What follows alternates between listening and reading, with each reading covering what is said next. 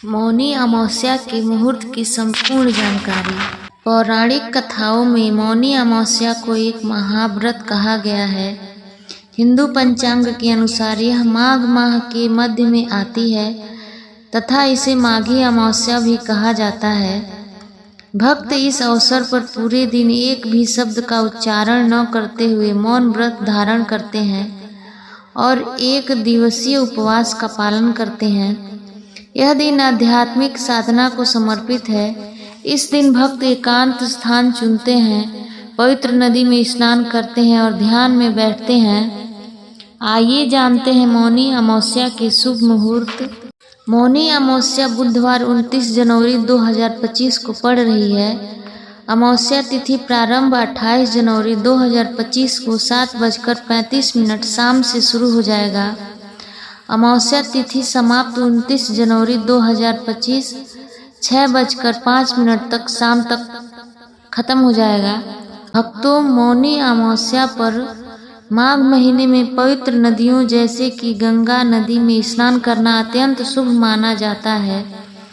धार्मिक मान्यताओं के अनुसार इस दिन काशी के दशाश्वमेध घाट पर स्नान करने से तथा मौन रहने से पुण्य, ज्ञान, धन और सुख के अनुपम धन की प्राप्ति होती है। तो यह थी मौनी अमावस्या की तिथि से संबंधित संपूर्ण जानकारी। आप व्रत को सफल बनाने के लिए यह बताए गए शुभ मुहूर्त में पूजा अर्चना करें। मौनी अमावस्या पर माघ महीने में पवित्र नदियों जैसे कि गंगा नदी में स्नान करना अत्यंत शुभ माना जाता है। माघ अमावस्या की संपूर्ण जानकारी। माघ अमावस्या कब है स्नान का शुभ मुहूर्त? हिंदू धर्म में त्योहारों पर नदी के घाटों पर भीड़ लगी रहती है। ऐसा ही कुछ अमावस्या के दिन भी देखने को मिलता है। इस दिन घाट स्नान का व्रत रखने का बड़ा महत्व है जो बहुत ही शुभ माना जाता है। इस दिन पितरों का तर्पण भी बहुत विशेष माना जाता है। चलिए जानते हैं माघ अमावस्या के महत्व और शुभ मुहूर्त के बारे में। माघ अमावस्या कब है स्नान का शुभ मुहूर्त? हिंदू धर्म पंचांग के अनुसार माघ महीने के कृष्ण पक्ष को आने वाली अमावस्या को माघ अमावस्या और मौनी अमावस्या कहते हैं। इस साल 2025 में 29 जनवरी बुधवार को माघ अमावस्या मनाई जाएगी। इस दिन गंगा, क्षिप्रा, गोदावरी और अन्य पवित्र नदियों में स्नान करना बहुत शुभ माना जाता है। अमावस्या के दिन पितरों के तर्पण के साथ साथ भगवान विष्णु की पूजा अर्चना करने से मानव जीवन के समस्त पापों से मुक्ति भी मिलती है। माघ अमावस्या 29 जनवरी 2025 बुधवार। माघ कृष्ण अमावस्या। अमावस्या तिथि प्रारंभ 7:35 पर 28 जनवरी को होगा। अमावस्या तिथि समाप्त 6:05 शाम को 29 जनवरी को होगा। अमावस्या पर क्यों किया जाता है नदी में स्नान? मान्यता है कि समुद्र मंथन के समय जब भगवान धन्वंतरी अमृत कलश लेकर प्रकट हुए थे तब उन्हें देखकर देवताओं और असुरों में अमृत पाने के लिए हाथापाई हो गई थी। इस बीच कलश से अमृत की कुछ बूंदें भारत के प्रयागराज, हरिद्वार, उज्जैन और नासिक में जा गिरी। उसी वक्त से इन स्थानों पर महाकुंभ का आयोजन होता आ रहा है। यह मौजूद नदियों में स्नान को अमृत स्नान माना जाता है।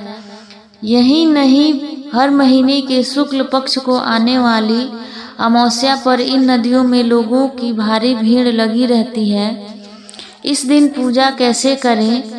अमावस्या के दिन सुबह ब्रह्म मुहूर्त में उठकर घर की साफ सफाई कर अपनी नज़दीकी नदी में स्नान करना चाहिए। नदी में स्नान करके भगवान सूर्य को अर्घ दें और जल में तिल चढ़ाएं।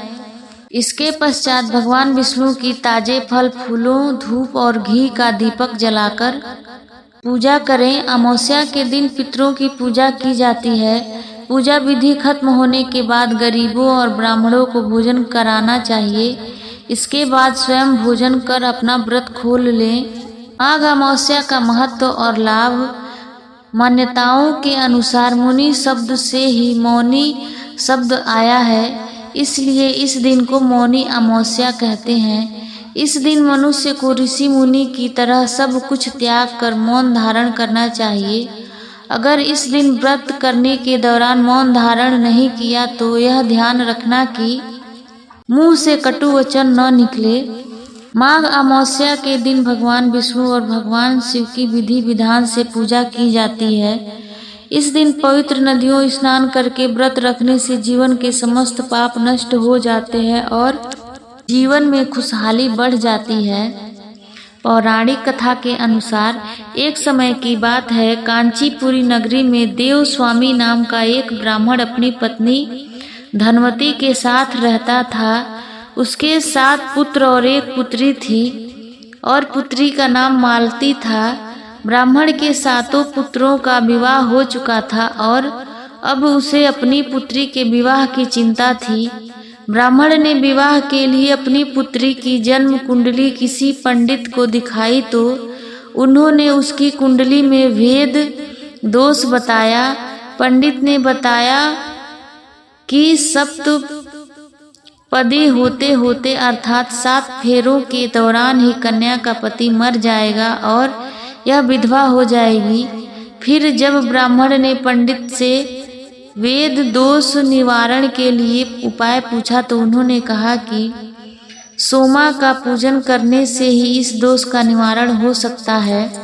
ब्राह्मण के पूछने पर पंडित ने सोमा के बारे में कहा कि भारत के दक्षिणी समुद्र के बीच एक सिंघल द्वीप है और वहाँ सोमा नाम की एक धोबिन है जो पतिव्रता है। उसके पतिव्रत धर्म की शक्ति के सामने यमराज को भी झुकना पड़ता है और तीनों लोकों तक उसका प्रकाश फैला हुआ है। उसकी शरण में जाने से आपकी बेटी का वेद दोष नष्ट हो जाएगा। पंडित का कहा मानकर इस कार्य को करने के लिए देव स्वामी का सबसे छोटा पुत्र अपनी बहन के साथ सिंघल द्वीप जाने के लिए समुद्र तट पर पहुंच गया। वह समुद्र पार करने की चिंता में वहीं किनारे एक वृक्ष के नीचे बैठ गया। उस वृक्ष पर एक गिद्ध का परिवार रहता था और गिद्ध के बच्चे ऊपर से दोनों भाई बहन को देख रहे थे। शाम को जब मादा गिद्ध अपने बच्चों के पास आई तो बच्चों ने भोजन नहीं किया और अपनी माँ से उन बहन भाई की सहायता करने के लिए कहा। तब उसकी मदद से भाई बहन सोमा के यहाँ पहुँच गए। दोनों सुबह जल्दी उठकर सोमा के घर की झाड़ू बुहारी और घर लिपने का काम कर देते थे। इतनी सफाई देखकर सोमा ने अपनी बहुओं से इसका कारण पूछा तो उन्होंने कहा कि यह काम करती हैं, लेकिन सोमा को उनकी बातों पर विश्वास नहीं हुआ और उसने सच्चाई जानने के लिए एक रात जाकर भाई बहन को सफाई करते देख लिया। सोमा ने दोनों से बातचीत की और तब उसे सारी कहानी का पता चला। भाई बहन ने सोमा से उनके साथ चलने की प्रार्थना की तो वह उनके साथ चली गई, लेकिन जाते समय सोमा ने अपनी बहुओं से कहा कि यदि उसके पीछे किसी की मृत्यु हो जाए तो वह उनके मृत शरीर को संभाल कर रखें और उनके आने तक इंतजार करें। यह कहकर सोमा दोनों भाई बहन के साथ कांचीपुरी चली गई। अगले दिन मालती के विवाह की विधि संपन्न हुई तो सप्तपदी के समय उसके पति की मृत्यु हो गई। सोमा ने आज तक के किए हुए अपने सभी पुण्य फल मालती को दे दिया, जिसके फल स्वरूप उसका पति जीवित हो गया और तब सोमा उन्हें खूब आशीर्वाद देकर अपने घर वापस चली गई। दूसरी ओर पुण्य का फल दे देने से सोमा के पुत्र जामाता और पति मृत्यु को प्राप्त हो गए थे। सोमा ने वापस जाते समय रास्ते में आए पीपल के पेड़ में भगवान विष्णु का पूजन किया और वृक्ष की 108 परिक्रमा की। फिर जैसे ही सोमा के परिक्रमा पूरी हुई उसके परिवार के सभी मृतक जीवित हो गए। तो यह थी माघ अमावस्या की संपूर्ण कथा और जानकारी। उम्मीद है आपको यह जानकारी अच्छी लगी होगी। धन्यवाद।